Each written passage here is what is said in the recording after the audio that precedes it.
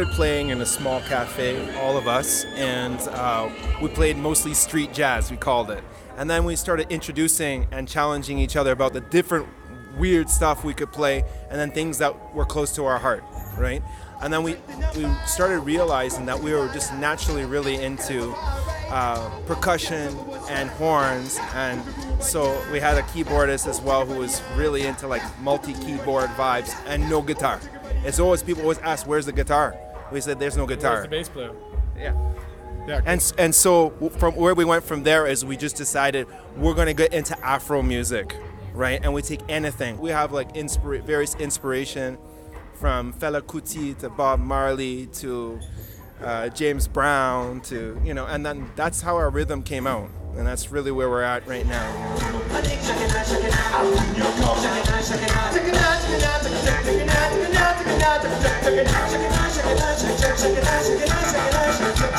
You know, music travels. So there's obviously a Latin, an African root to what we do. But I mean, we've never wanted to be specifically a band that is doing, you know, African music. It's just been one of the major influences in what we do. But if you follow the migration of the, you know, Afro diaspora, then you see there are African influences in Brazilian music. I think there's African influences in music from Veracruz, right? And then you have all of the Caribbean, and I mean Canada too. Canada's a country of people from everywhere. And we put a song together. So our drum is just doing pure straight hip hop, and the horns are doing all Ethiopian like melodies and rhythms, and that's how we kind of get to where we're going.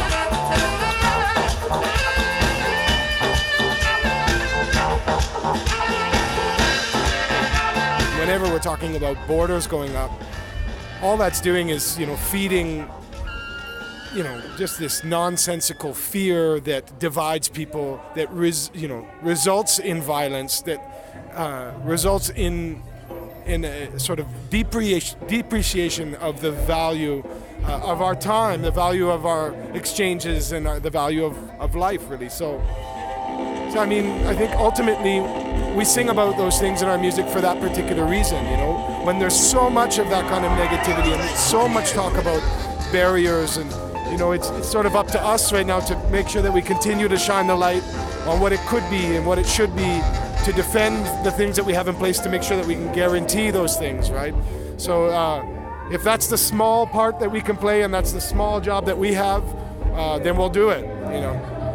And so when we bring the message, we like to just say, hey, this is how we're feeling about it. And the reality is a crowd will like how they feel or what the rhythm does to them, but sometimes the lyrics can also carry them somewhere too. It's meaningful to them. And it is, and what we can say, it's meaningful to us.